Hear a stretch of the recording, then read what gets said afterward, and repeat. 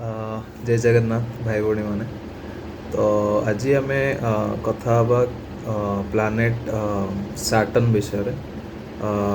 जोटा कि शनिदेव शनि प्लानेट तो बहुत हो गला वीनस टॉपिक पर वीडियो बहुत हो गला तो आज आम कथा हवा सैटर्न प्लानेट शनि प्लानेट ऊपर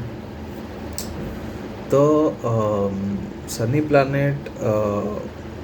कहीं माने यही ना शुणिले ना बहुत जन तांको मन रे बहुत डर पलि आसे जो ये एस्ट्रोलॉजर कहते कि आपण मानकर शनि दशा चलती कि अंतर्दशा चलती कि 7.5 चलती तो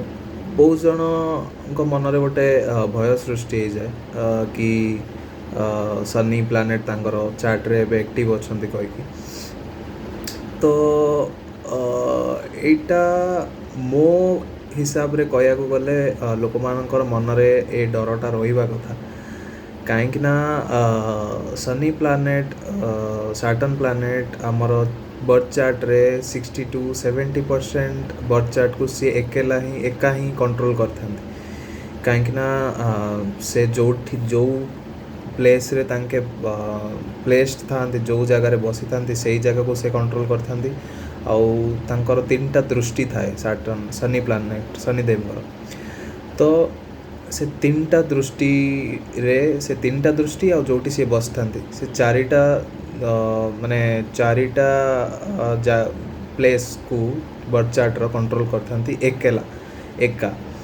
तो माने एइथुर आपण बुझी पारथबे जे प्लानेट्स सैटर्न आउ शनिदेव रोल लाइफ रे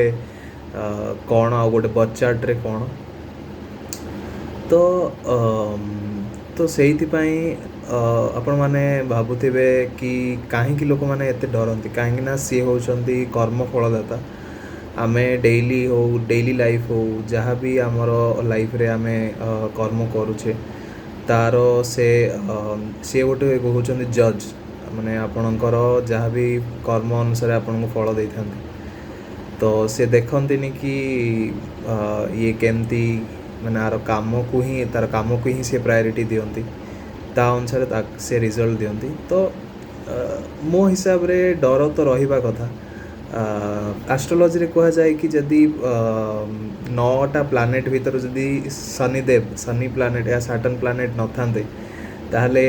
मनीष माने काहाकू एते माने कर्म करबा आगुरु डरी न थांते तो आपण माने कमेंट रे जणेबे कि आपण मानकर मन रे भी एमती किछि भय अछि कि